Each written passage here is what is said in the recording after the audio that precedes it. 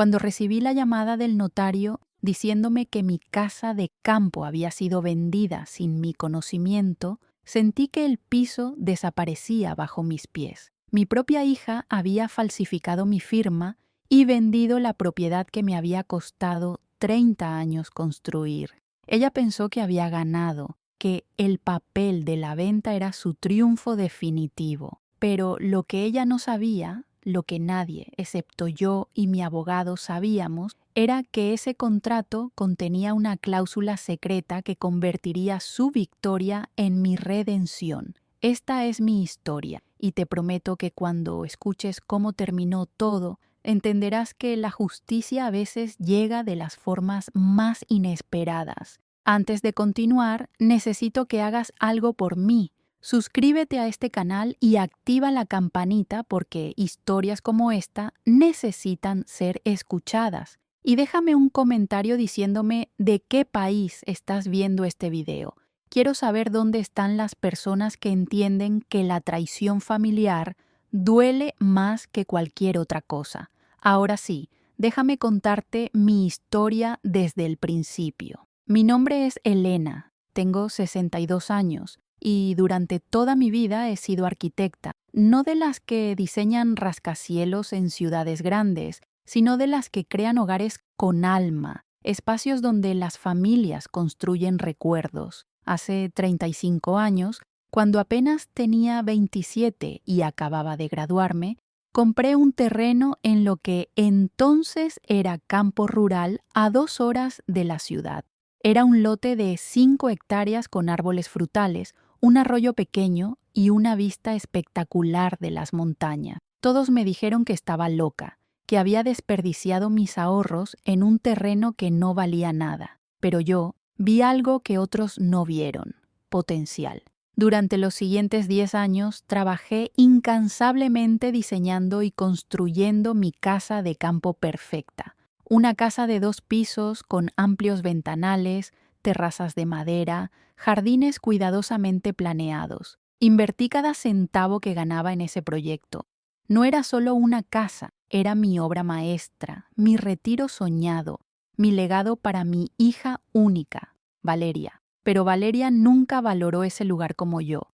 Para ella, la casa de campo era solo una propiedad que eventualmente heredaría y podría vender por dinero. Y cuando la codicia y la desesperación se apoderaron de ella, decidió que no quería esperar a que yo muriera para cobrar su herencia. Esta es la historia de cómo mi propia hija intentó robarme todo lo que había construido, y cómo una cláusula secreta en el contrato original se convirtió en el instrumento perfecto de justicia. Valeria siempre fue una niña difícil. Su padre nos abandonó cuando ella tenía apenas 5 años, y desde ese momento juré que nunca le faltaría nada. Trabajé dobles turnos, acepté proyectos que no quería, sacrifiqué mi vida personal para darle todo lo que necesitaba y más. La envié a las mejores escuelas privadas, pagué su universidad completa, le compré su primer auto cuando cumplió 18 años. Pensé que estaba siendo buena madre. Lo que no vi era que estaba criando a alguien que nunca aprendería el valor del esfuerzo propio. Valeria creció esperando que todo le fuera dado, y cuando algo no le era dado lo suficientemente rápido, encontraba maneras de tomarlo. Los primeros problemas comenzaron cuando Valeria tenía 23 años. Había terminado la universidad con un título en administración de empresa, pero no conseguía mantener ningún trabajo por más de 6 meses. Siempre había alguna excusa. El jefe era injusto, los compañeros eran envidiosos, las tareas eran aburridas. La verdad que yo no quería aceptar era que Valeria simplemente no quería trabajar duro. Quería dinero fácil, éxito inmediato, reconocimiento sin esfuerzo. Y cuando esas cosas no llegaban, me culpaba a mí por no darle suficientes oportunidades o conexiones. Fue en esa época que conoció a Damián. Damián era todo lo que yo temía en un hombre: encantador pero vacío, ambicioso pero sin ética, persuasivo pero mentiroso. Trabajaba como consultor de inversiones, lo cual descubrí más tarde significaba que buscaba personas vulnerables para involucrarlas en esquemas de inversión dudosos. Desde el primer día que lo conocí, supe que ese hombre traería desgracia a nuestra familia, pero Valeria estaba cegada por él, o más precisamente, estaba cegada por la imagen de riqueza fácil que él proyectaba con su auto alquilado, sus trajes caros comprados a crédito y sus historias de grandes negocios que siempre estaban a punto de cerrarse. Durante los primeros 2 años de su relación, Valeria me pidió dinero constantemente. Mamá, Damián encontró una oportunidad de inversión increíble. Solo necesitamos $30,000 para entrar. Mamá, Damián está por cerrar un negocio que nos hará millonarios, pero necesita 20,000 para gastos iniciales. Mamá, si no invertimos ahora, perderemos esta oportunidad única. Cada vez, yo terminaba dándole al menos parte del dinero que pedía, no porque creyera en los esquemas de Damián, sino porque no podía soportar ver a mi hija ansiosa y desesperada. En total, le di más de $80,000 durante esos 2 años, dinero que nunca vi de vuelta, dinero que Valeria y Damián perdieron en inversiones fallidas una tras otra. Entonces, hace 3 años, las peticiones de dinero se detuvieron abruptamente. Valeria dejó de visitarme tan frecuentemente. Cuando la llamaba, sus respuestas eran cortas y evasivas. Cuando la invitaba a la casa de campo, siempre tenía excusas para no venir. En ese momento, pensé que finalmente estaba madurando, que tal vez había encontrado trabajo estable, que quizás estaba aprendiendo a vivir dentro de sus medios. Qué ingenua fui. Lo que realmente estaba pasando era mucho peor de lo que jamás podría haber imaginado. Mientras Valeria se distanciaba, algo extraordinario estaba sucediendo con mi terreno. El área rural que había comprado 35 años atrás estaba transformándose rápidamente. Una nueva autopista se construyó conectando nuestra región con la ciudad principal, reduciendo el tiempo de viaje de 2 horas a 45 minutos. Empresas tecnológicas comenzaron a establecer campus corporativos en la zona, atraídas por los terrenos espaciosos y los precios bajos. Restaurantes, cafeterías y tiendas boutique abrieron a lo largo de la carretera principal. Lo que antes era campo rural, ahora era una zona suburbana de lujo en pleno desarrollo. Los tasadores comenzaron a tocar mi puerta regularmente. Empresas de desarrollo ofrecían comprar mi propiedad por sumas cada vez más grandes. Primero ofrecieron $300,000, luego $500,000. El año pasado, una empresa ofreció $750,000. Yo rechacé todas las ofertas, no porque el dinero no fuera tentador, sino porque esa casa representaba toda mi vida. Cada tabla del piso, cada ventana, cada árbol del jardín contenía mis recuerdos, mi trabajo, mi alma. No estaba lista para vender y, francamente, no necesitaba el dinero. Mi práctica de arquitectura me proporcionaba ingresos cómodos y ya tenía suficiente ahorrado para mi retiro. Pero cada vez que rechazaba una oferta, llamaba a Valeria para contárselo, pensando que le interesaría saber cuánto había aumentado el valor de la propiedad que algún día heredaría. Sus reacciones me parecían extrañas. En lugar de emocionarse por el aumento de valor, parecía frustrada. Mamá, ¿por qué no vendes? Podrías tener todo ese dinero ahora. Podrías viajar, disfrutar, hacer cosas. Yo le explicaba que no quería vender, que la casa era mi hogar, que planeaba vivir ahí hasta mis últimos días. Pero Valeria insistía. Es tonto dejar pasar estas ofertas. El valor podría bajar en cualquier momento. Deberías vender mientras puedas. Sus argumentos no tenían sentido para alguien de mi edad que no necesitaba dinero urgentemente, pero en ese momento no entendí por qué insistía tanto. Hace 1 año y medio recibí una llamada de un tasador que me informó que mi propiedad ahora valía aproximadamente $1.200.000 debido al desarrollo acelerado de la zona. Una empresa de desarrollo particular estaba interesada específicamente en mi terreno porque su ubicación era perfecta para un complejo de oficinas boutique que planeaban construir. Me ofrecieron $1.000.000 en efectivo. Transacción inmediata. Fue la oferta más grande que había recibido. Nuevamente rechacé. Llamé a Valeria esa noche para compartir la noticia. Su reacción fue explosiva. Mamá, estás siendo ridícula. $1.000.000. ¿Tienes idea de lo que podrías hacer con ese dinero? ¿De lo que yo podría hacer con ese dinero cuando lo herede? Esas últimas palabras me sorprendieron. Valeria, cuando lo heredes podrás hacer lo que quieras con la propiedad, pero mientras yo esté viva, las decisiones sobre la casa son mías. Ella colgó el teléfono enojada. No volví a saber de ella durante 3 meses después de esa llamada. La llamada del notario llegó un martes por la tarde. Yo estaba en mi oficina revisando planos para un nuevo cliente cuando mi secretaria me informó que el notario Miguel Sánchez estaba en la línea y decía que era urgente. Miguel era el notario que había manejado la escritura original de mi propiedad hace décadas y ocasionalmente revisaba mis documentos legales. Elena, dijo con voz tensa, necesito que vengas a mi oficina inmediatamente. Ha ocurrido algo grave con tu propiedad de campo. Mi corazón comenzó a latir rápido. ¿Qué pasó? ¿Hay algún problema legal?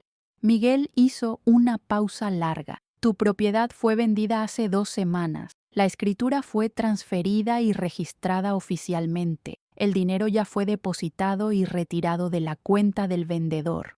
Llegué a la oficina de Miguel en 15 minutos, manejando en estado de shock. Él tenía varios documentos esparcidos sobre su escritorio. Elena, siéntate por favor. Esto va a ser difícil de escuchar. Me mostró la escritura de venta.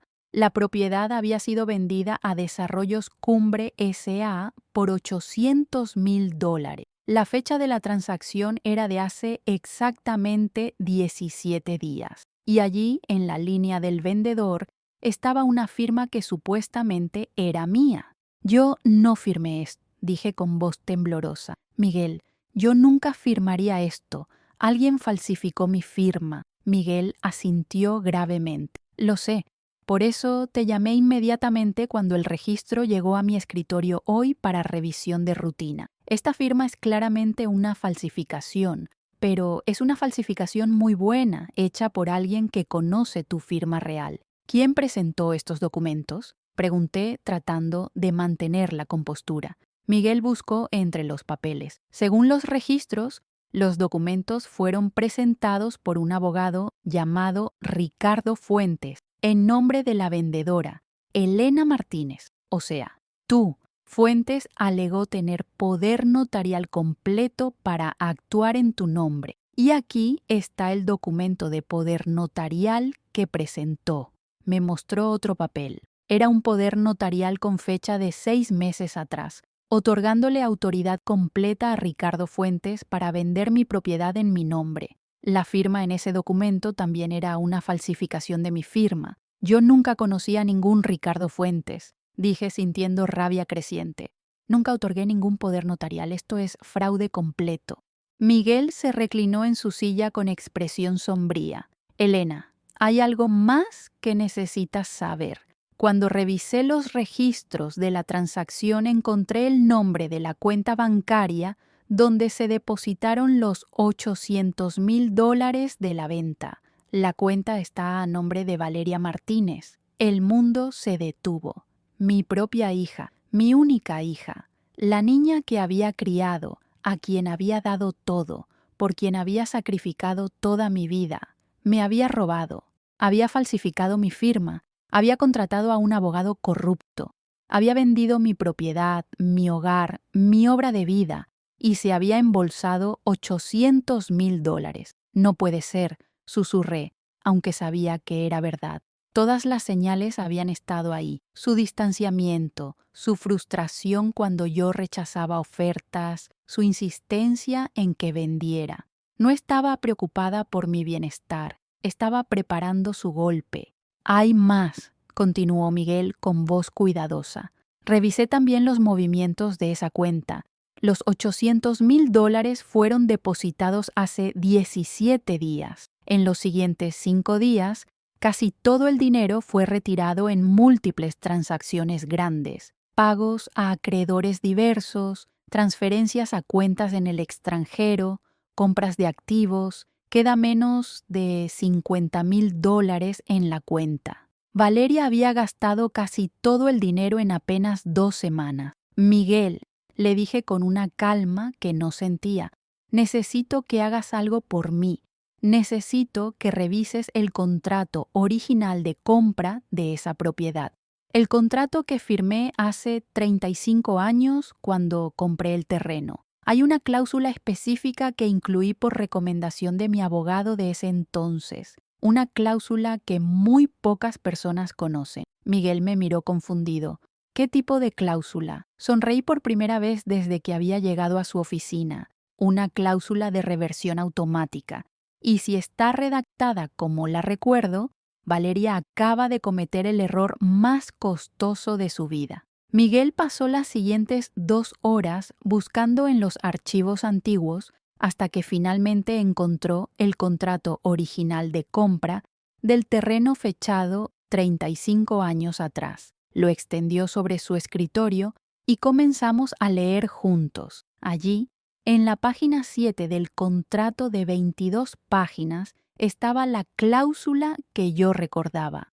La había incluido por recomendación de mi abogado mentor, don Julio Ramírez, quien me había advertido que en el mundo de los bienes raíces, la precaución nunca está de más. La cláusula estaba redactada en lenguaje legal denso, pero esencialmente decía lo siguiente: cualquier transferencia, venta o enajenación de esta propiedad realizada sin el consentimiento notarial personal y presencial de la propietaria original, Elena Martínez, o realizada mediante representación por poder que no haya sido certificado por notario de confianza designado específicamente por la propietaria, será considerada nula y sin efecto legal. En caso de que tal transferencia fraudulenta ocurra, la propiedad revertirá automáticamente a la propietaria original dentro de un periodo de 180 días calendario desde la fecha de la transferencia, siempre y cuando la propietaria original presente evidencia de fraude ante las autoridades competentes dentro de ese plazo. Miguel leyó y releyó la cláusula varias veces. Elena, ¿sabías que tenías esto? Lo sabía, confirmé, pero honestamente había olvidado los detalles específicos. Don Julio me lo hizo incluir diciendo que en el futuro, cuando la propiedad valiera más, podría haber intentos de fraude o estafa. Nunca imaginé que el fraude vendría de mi propia hija. Miguel comenzó a tomar notas rápidamente. Esto cambia todo. Si esta cláusula es legalmente válida, y creo que lo es porque está registrada en el contrato original de compra que está archivado oficialmente, entonces la venta a Desarrollos Cumbre es técnicamente nula. La propiedad debe revertir a ti. ¿Qué necesitamos hacer?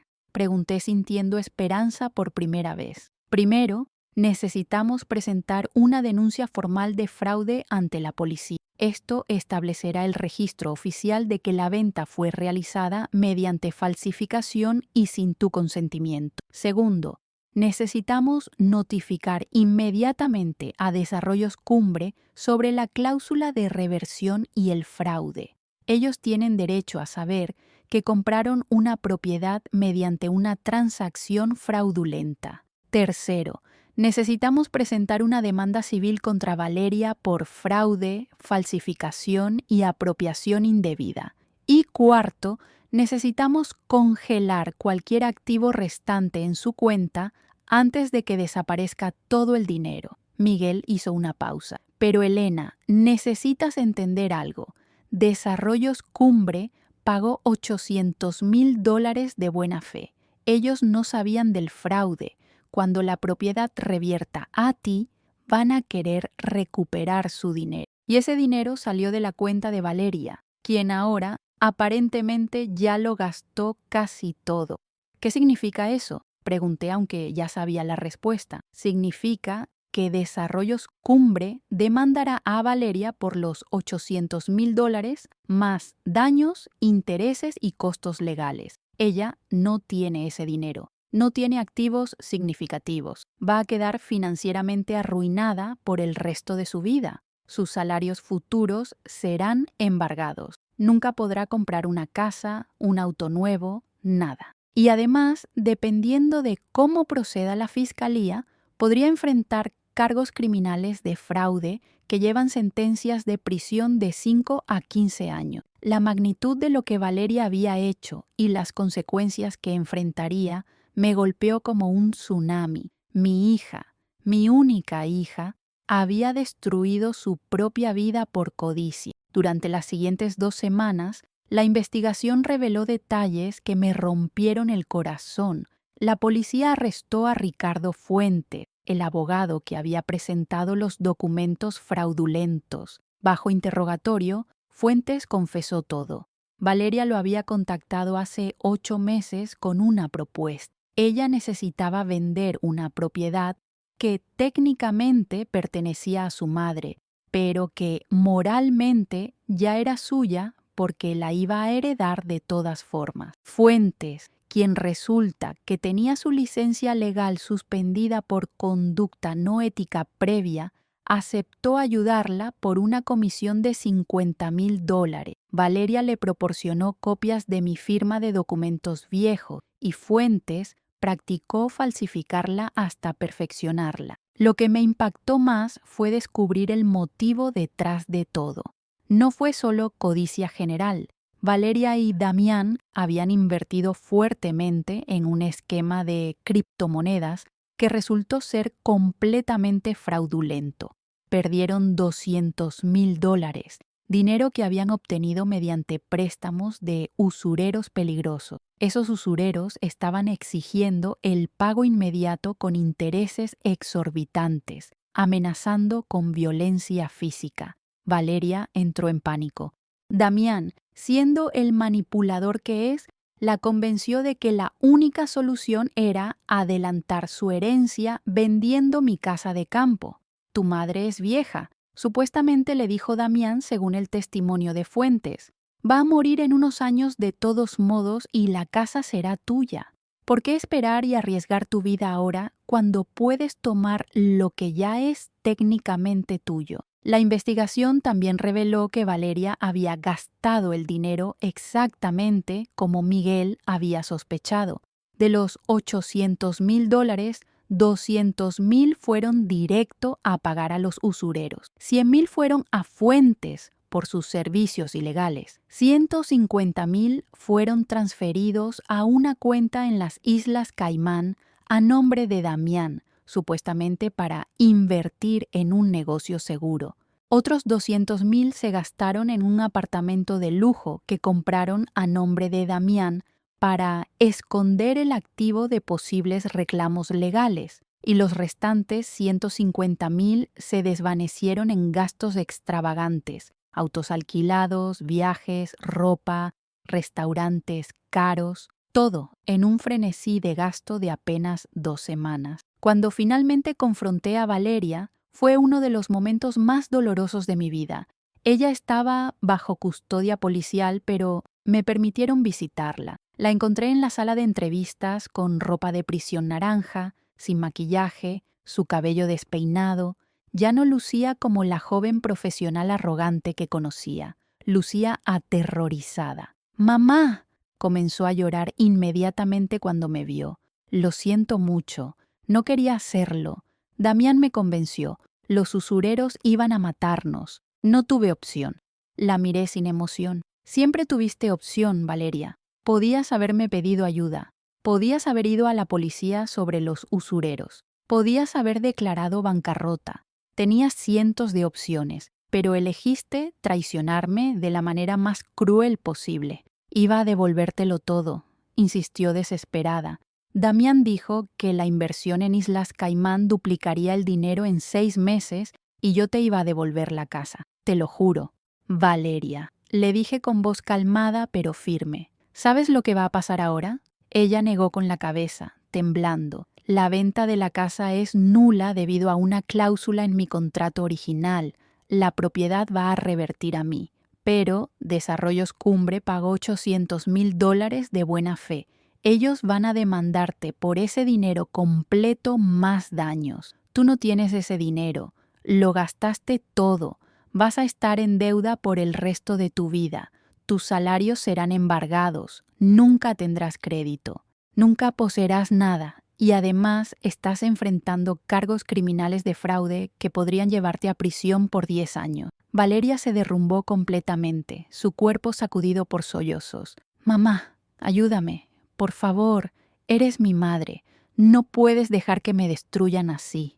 La miré durante largo tiempo.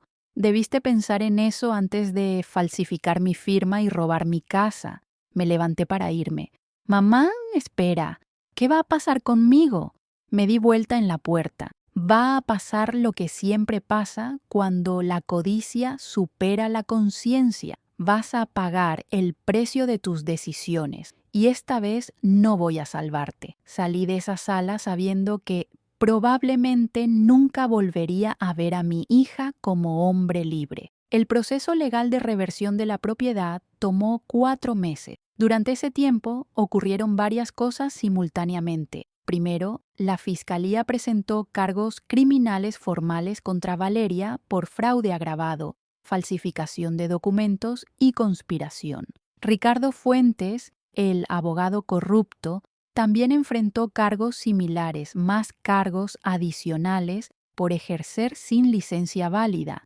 Damián, sorprendentemente, logró evitar cargos directos porque técnicamente no había firmado ningún documento fraudulento, aunque todos sabíamos que había sido el arquitecto intelectual del plan. Segundo, Desarrollos Cumbre, al enterarse del fraude y la cláusula de reversión, inició inmediatamente una demanda civil masiva contra Valeria, exigiendo la devolución completa de los $800,000 más $200,000 adicionales en daños por el tiempo perdido, los costos legales y las oportunidades de negocio perdidas. En total, Valeria ahora debía $1 millón a una corporación con recursos ilimitados para perseguirla legalmente por el resto de su vida. Tercero, mi abogado presentó la solicitud formal de reversión de propiedad ante el registro de bienes raíces. Debido a la evidencia clara del fraude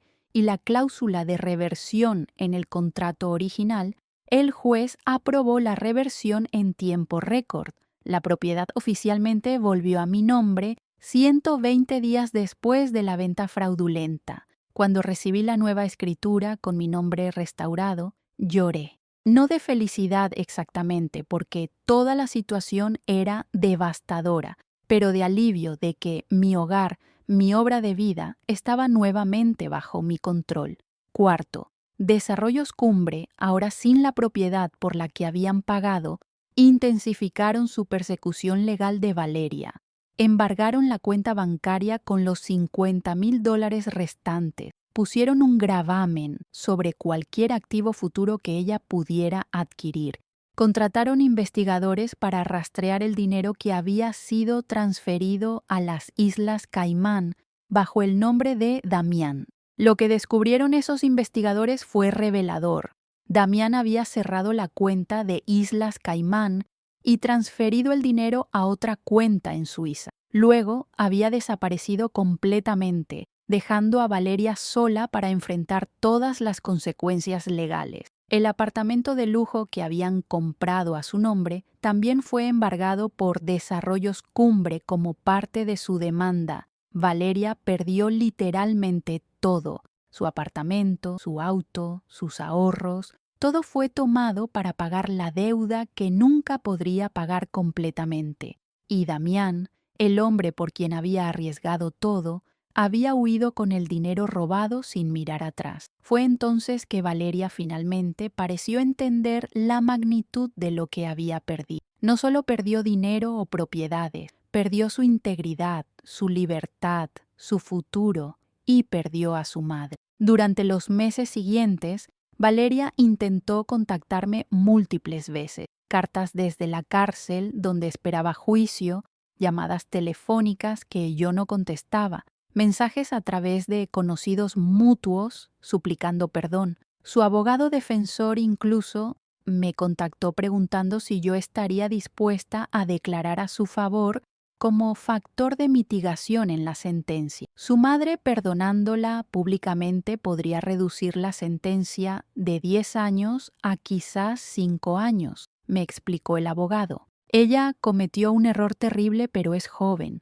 Podría rehabilitarse, podría tener una vida después de esto. Lo pensé durante días. ¿Debía perdonarla públicamente para ayudarla a recibir una sentencia menor? ¿Seguía siendo mi responsabilidad como madre protegerla incluso después de que me traicionara de manera tan fundamental? El juicio comenzó 6 meses después del descubrimiento del fraude. La sala del tribunal estaba llena. Desarrollos Cumbre envió representantes para asegurar que se hiciera justicia. Varios medios de comunicación locales cubrieron el caso porque involucraba fraude inmobiliario significativo. Y yo estaba ahí, sentada en la galería, mirando a mi hija enfrentar las consecuencias de sus acciones. Valeria se declaró culpable de todos los cargos como parte de un acuerdo con la fiscalía. Su abogado había negociado que al declararse culpable evitaría un juicio largo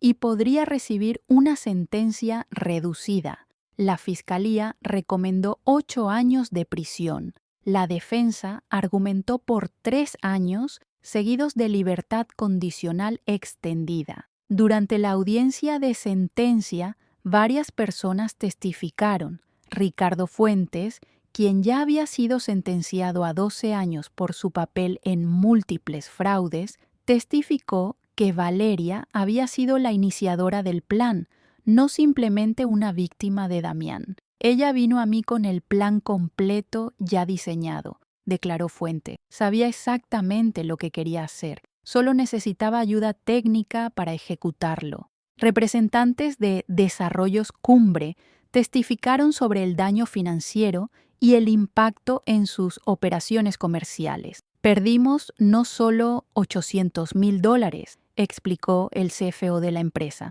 Perdimos contratos con futuros inquilinos que esperaban que el edificio estuviera terminado en fechas específicas. Perdimos oportunidades de inversión porque nuestro capital estaba atado en esta propiedad fraudulenta. El daño total supera los $2 millones.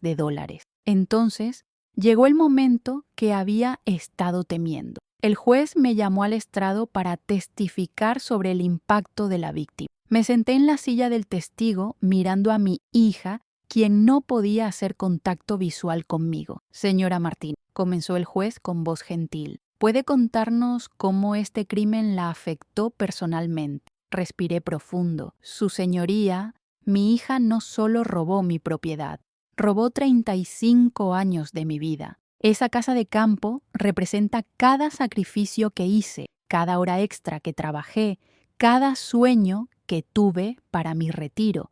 Pero más que eso, robó mi capacidad de confiar, robó mi relación con ella, robó los recuerdos felices que teníamos juntas, porque ahora cada recuerdo está contaminado por la pregunta: ¿cuándo comenzó a verme solo como una fuente de dinero y no como su madre? Continué, sintiendo años de dolor salir finalmente. Durante toda su vida le di todo lo que necesitaba y más. Pagué su educación, sus errores, sus malas inversiones. Le di más de $80,000 en efectivo a lo largo de los años. Y cuando finalmente establecí un límite, cuando dije que no vendería mi casa solo porque ella quería el dinero de la herencia temprano, su respuesta fue robarme, falsificar mi firma, vender mi hogar sin mi conocimiento. Esa no es la acción de una hija desesperada. Esa es la acción de alguien que nunca me vio como una persona con derechos propios, solo como un obstáculo entre ella y el dinero que sentía que merecía. Hice una pausa, mirando finalmente a Valeria, quien ahora lloraba silenciosamente. No pido venganza, su señoría, pero sí pido justicia. Mi hija necesita entender que las acciones tienen consecuencias reales, duraderas e irreversibles, y tal vez, después de cumplir su sentencia, pueda convertirse en la persona que yo siempre creí que podía ser. El juez deliberó brevemente antes de dictar sentencia. Señorita Valeria Martínez, este tribunal ha considerado cuidadosamente todos los factores en su caso: su declaración de culpabilidad, su juventud, la influencia de Damián Silva en su decisión. Pero también hemos considerado la premeditación de este crimen, el abuso de confianza familiar y el daño significativo causado no solo a su madre, sino también a Desarrollos Cumbre. Este tribunal la sentencia a 7 años de prisión en una institución federal, seguidos de 5 años de libertad condicional supervisada. Además, queda obligada a pagar restitución completa de $1.000.000 a Desarrollos Cumbre, según un plan de pagos que será determinado por la Corte de Reclamos Civiles. Valeria se derrumbó al escuchar la sentencia. 7 años. Su abogado trató de consolarla, pero ella estaba inconsolable. Los guardias la llevaron fuera de la sala. Antes de que desapareciera por la puerta, me miró una última vez. Nuestros ojos se encontraron. Vi en su mirada arrepentimiento, dolor, desesperación, pero también vi algo más. Finalmente, después de toda su vida, vi responsabilidad. Por primera vez, Valeria estaba enfrentando las consecuencias completas de sus acciones sin que yo la rescatara. Los meses después del juicio fueron los más difíciles de mi vida. Regresé a mi casa de campo, ahora oficialmente y legalmente mía, nuevamente. Pero el lugar ya no sentía lo mismo. Cada habitación contenía recuerdos de Valeria cuando era niña. Su habitación infantil, donde había dormido durante tantos veranos, ahora estaba vacía y silenciosa. El jardín, donde solíamos plantar flores juntas, ahora me recordaba solo su ausencia. Caí en una depresión profunda durante los primeros 3 meses. Mi práctica de arquitectura sufrió porque no podía concentrarme. Mis amigos intentaban apoyarme, pero no sabían qué decir. ¿Cómo consuelas a una madre cuya hija la traicionó de manera tan fundamental? Entonces, 4 meses después de la sentencia, recibí algo inesperado: una carta de Valeria desde la prisión federal donde cumplía su condena. Casi la tiré sin abrir, pero finalmente la curiosidad o tal vez la esperanza residual de madre me hizo abrirla. La carta era diferente de sus súplicas anteriores. No pedía nada, no se excusaba, era simplemente honesta de una manera que Valeria nunca había sido. Mamá, comenzaba, no espero que leas esto, no espero que me perdones, no espero nada de ti nunca más, pero necesito que sepas algo. Estos 4 meses en prisión me han dado tiempo para pensar realmente por primera vez en mi vida adulta, y me di cuenta de algo devastador. Tú tenías razón sobre todo. Tenías razón sobre Damián. Tenías razón sobre mi falta de ética laboral. Tenías razón sobre mi codicia. Tenías razón cuando dijiste que esperaba que todo me fuera dado sin esfuerzo. La carta continuaba. Durante años te culpé por mis fracasos. Pensaba que no me habías dado suficientes conexiones, suficiente dinero, suficiente apoyo, pero la verdad es que me diste demasiado. Me diste tanto que nunca aprendí a valorar el esfuerzo propio. Nunca aprendí que el dinero se gana, no se toma. Nunca aprendí que el respeto se construye, no se exige. Y cuando finalmente estableciste un límite conmigo, cuando dijiste no más, entré en pánico porque por primera vez en mi vida no tenía tu red de seguridad. Así que tomé el camino más cobarde y cruel posible: robarte. Valeria describía su vida en prisión con detalles brutales: las humillaciones diarias, el peligro constante, la ausencia total de privacidad o comodidad. Esto es lo que merezco, escribió. No porque cometí un crimen, aunque eso es cierto, sino porque destruí deliberadamente a la única persona que realmente me amó. Y ahora tengo que vivir con eso todos los días durante los próximos 7 años. La carta terminaba con algo que me rompió. Mamá, si alguna vez sales de prisión y algún día, de alguna manera, puedo ganarme aunque sea 1 gramo de tu perdón, lo consideraré el mayor logro de mi vida. No espero una relación, no espero herencia, no espero nada. Solo espero que tal vez cuando tenga 50 años y hayas visto que me convertí en una persona diferente a través de años de esfuerzo honesto, tal vez puedas mirarme y no sentir solo dolor. Ese es mi único objetivo ahora, no riqueza, no éxito, solo redención. Tu hija arrepentida, Valeria. Lloré durante horas después de leer esa carta, no porque me diera esperanza de reconciliación inmediata, sino porque por primera vez en la vida de Valeria, ella estaba tomando responsabilidad completa sin excusas, sin culpar a otros, sin esperar que yo la rescatara. Era un comienzo diminuto y frágil, pero un comienzo. Durante los siguientes 2 años, Valeria y yo intercambiamos cartas regularmente. No visitas, todavía no estaba lista para eso, pero cartas. En cada carta, Valeria documentaba su transformación.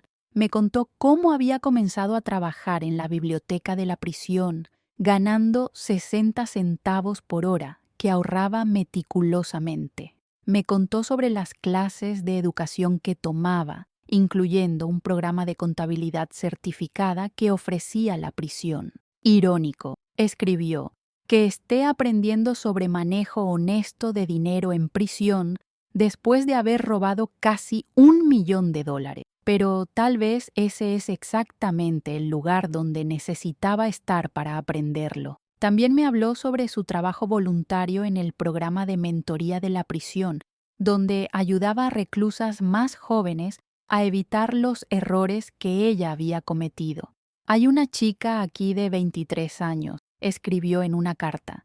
Está aquí por fraude de tarjetas de crédito. Me recuerda tanto a mí misma. Esa sensación de merecer cosas que no ganó. Esa disposición a tomar atajos. Le cuento mi historia. Le cuento cómo una hija destruyó a su madre por codicia. Y veo en sus ojos que entiende de una manera que yo no entendí hasta que fue demasiado tarde. Si puedo evitar que aunque sea una persona cometa mis errores, tal vez mi vida no será completamente desperdiciada. En el 3er año de su sentencia, algo extraordinario sucedió. Recibí una llamada del administrador del programa de restitución de la corte. Señora Martínez, la llamo para informarle que su hija Valeria ha comenzado a hacer pagos hacia su deuda de restitución con Desarrollos Cumbre. Me quedé en silencio, confundida. ¿Cómo? Ella gana 60 centavos por hora en la prisión. Eso no puede sumar a nada significativo. El administrador explicó. Ella ha estado ahorrando cada centavo que gana. No gasta nada en comodidades de comisaría, nada en llamadas telefónicas, nada. Y cada mes deposita sus ahorros completos al fondo de restitución. En 3 años ha pagado $1.800. $1.800 de una deuda de 1.000.000. Era una gota en el océano, pero el gesto, el sacrificio de cada pequeña comodidad para pagar, aunque sea una fracción microscópica de su deuda, demostró algo que ninguna palabra podría demostrar. Valeria realmente había cambiado. Decidí que era tiempo de visitarla. La visita fue programada para un sábado por la tarde. Cuando entré a la sala de visitas y vi a Valeria del otro lado del vidrio, casi no la reconocí. Había perdido peso, no de manera poco saludable, sino de manera que la hacía lucir más fuerte, más definida. Su cabello estaba corto y simple. No usaba maquillaje. Sus ojos, que antes siempre habían tenido esa mirada codiciosa y calculadora, ahora lucían claros y directos. Levantamos los teléfonos simultáneamente. Hola, mamá. dijo con voz que temblaba de emoción. Hola, Valeria. Durante la primera media hora hablamos de cosas superficiales, su vida diaria, sus clases, mis proyectos de arquitectura. Pero finalmente ella preguntó lo que ambas habíamos estado evitando. Mamá, ¿alguna vez podrás perdonarme? Tomé su pregunta con seriedad, pensando cuidadosamente antes de responder. Valeria, ya te perdoné. Hace meses. Pero perdón no significa que las cosas vuelvan a ser como eran. No significa que confío en ti todavía. Significa que ya no cargo el peso del odio. Significa que quiero que tengas la oportunidad de construir una vida después de esto. Pero la relación que reconstruyamos, si es que reconstruimos alguna, será diferente. Será basada en acciones, no en palabras. En años de comportamiento consistente, no en promesas vacías. Valeria asintió, lágrimas corriendo por su rostro. Lo entiendo y lo acepto. Lo único que te pido es la oportunidad de demostrarlo. En el 5º año de la sentencia de Valeria, algo completamente inesperado ocurrió. Recibí una llamada de un abogado que representaba a Desarrollos Cumbre. Señora Martínez, mi cliente quisiera reunirse con usted para discutir una propuesta. ¿Estaría disponible? La reunión fue programada en las oficinas corporativas de Desarrollos Cumbre. El CEO, un hombre llamado Fernando Ruiz, me recibió personalmente. Señora Martínez, gracias por venir. Tengo una propuesta que podría beneficiarnos mutuamente. Me explicó que su empresa todavía estaba interesada en mi propiedad para su desarrollo de oficinas boutique. Entendemos que después de todo lo que pasó, probablemente no quiera vender, pero también entendemos que su hija tiene una deuda de restitución con nosotros que nunca podrá pagar en su vida. Tenemos una propuesta que resolvería ambos problemas. La propuesta era compleja pero ingeniosa. Desarrollos Cumbre compraría mi propiedad por su valor actual de mercado, $1.400.000. De ese dinero, $800.000 serían destinados a pagar completamente la deuda de restitución de Valeria, liberándola de esa carga de por vida. Los $600.000 restantes serían míos para usar como quisiera. Además, continuó Fernando, hemos investigado a su hija. Sabemos sobre sus esfuerzos de rehabilitación, sus estudios, sus intentos de pagar su deuda. Cuando sea liberada en 2 años, nuestra empresa le ofrecerá un trabajo en nuestro departamento de contabilidad. No será un trabajo de alta posición, obviamente, pero será honesto y le dará la oportunidad de reconstruir su vida. Estaba atónita. ¿Por qué harían esto?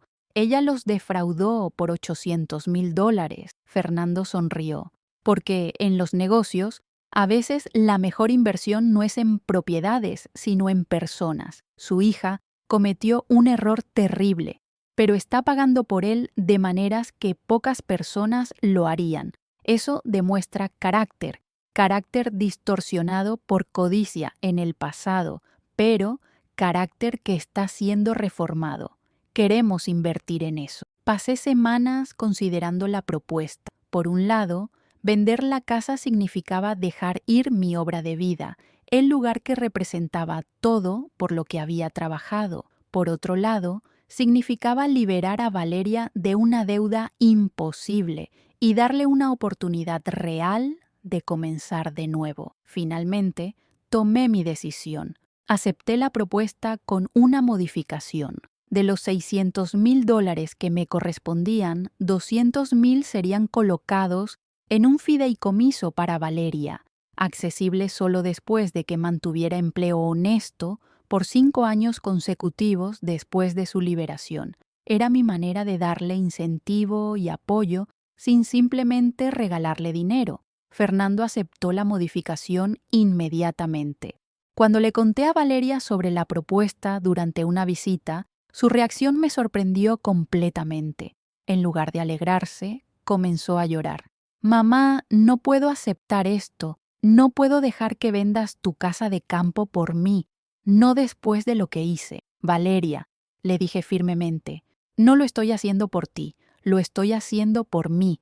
Esa casa ha estado embrujada por tu traición desde que la recuperé. Ya no es mi santuario, es mi prisión de recuerdos dolorosos. Es hora de dejarla ir. Y si al hacerlo, también te libero de una deuda imposible y te doy una oportunidad de comenzar de nuevo, entonces algo bueno saldrá de todo este dolor. La venta se completó 3 meses después. Esta vez yo firmé todos los documentos personalmente, con Miguel el notario presente, asegurando que todo fuera legal y apropiado. Cuando recibí el cheque por $600,000 y vi la confirmación de que los $800,000 habían sido pagados a la cuenta de restitución de Valeria, sentí un peso levantarse de mis hombros. La propiedad que casi me destruye ahora estaba finalmente sirviendo un propósito redentor. Y la cláusula secreta que había incluido 35 años atrás, la cláusula que permitió la reversión de la propiedad después del fraude, había cumplido su propósito de la manera más inesperada. No solo protegió mi derecho legal a la propiedad, también creó las circunstancias que eventualmente permitirían la redención tanto de la propiedad como de mi relación conmigo. Valeria fue liberada hace 6 meses después de cumplir 7 años completos de su sentencia. Salió de prisión con una certificación en contabilidad, 0 deudas gracias al pago de restitución y un trabajo esperándola en Desarrollos Cumbre. Las primeras semanas fueron difíciles para ella. Adaptarse a la vida fuera de prisión después de 7 años no es fácil, pero mantuvo su trabajo, presentándose todos los días puntualmente, trabajando diligentemente en tareas que eran muy por debajo de su nivel de educación original, pero que aceptaba con humildad genuina. Reconstruir nuestra relación ha sido un proceso lento y deliberado. No vivimos juntas. Ella alquila un apartamento modesto cerca de su trabajo. Nos vemos para almorzar una vez por semana. Hablamos por teléfono cada pocos días. Son interacciones pequeñas, cuidadosas, reconstruyendo confianza ladrillo por ladrillo. No es la relación madre-hija que teníamos antes, porque esa relación estaba basada en expectativas poco saludables y dinámicas de dependencia. Esta nueva relación es más honesta, más equitativa, más respetuosa, y aunque es más distante de lo que solíamos ser, es más real. El dinero del fideicomiso permanece intocado. Valeria sabe que existe, pero nunca lo menciona. Ese dinero es para el futuro, me dijo una vez, cuando haya probado no solo a ti, sino a mí misma que puedo mantenerme honestamente. Entonces tal vez lo usaré para algo significativo, quizás estudios adicionales, quizás una casa pequeña algún día, pero solo cuando lo haya ganado realmente mediante años de vida honesta. Su disciplina me impresiona constantemente. La codicia que una vez la consumió parece haber sido quemada completamente durante esos 7 años en prisión. Hace 2 meses Valeria hizo algo que me conmovió profundamente. Me invitó a su apartamento para cenar, algo que había cocinado ella misma. Después de la cena, me mostró algo que había estado trabajando, un álbum de fotos. Pero no era un álbum normal. Era una colección de fotos de nuestra vida juntas. Pero cada foto tenía una nota escrita a mano por Valeria. Esta foto es de mi graduación de secundaria. Tú pagaste por mi vestido, mis fotos, mi fiesta. Yo lo tomé como mi derecho. Ahora entiendo que fue tu sacrificio. Esta foto es de las vacaciones en la playa cuando yo tenía 12 años. Trabajaste horas extra durante 3 meses para pagar ese viaje. Yo me quejé porque el hotel no era lo suficientemente lujoso. Ahora me avergüenzo de eso. Página tras página, foto tras foto, Valeria había documentado su nueva comprensión de todos los sacrificios que yo había hecho, todos los momentos que ella había tomado por sentado. Mamá, dijo cuando terminé de mirar el álbum, nunca podré devolver lo que te robé, no solo el dinero o la propiedad, sino los años de dolor, la confianza destruida, la relación perdida, pero puedo pasar el resto de mi vida asegurándome de que cada decisión que tome honre tu sacrificio en lugar de burlarse de él. Puedo vivir de una manera que haga que valga la pena que me hayas dado una segunda oportunidad.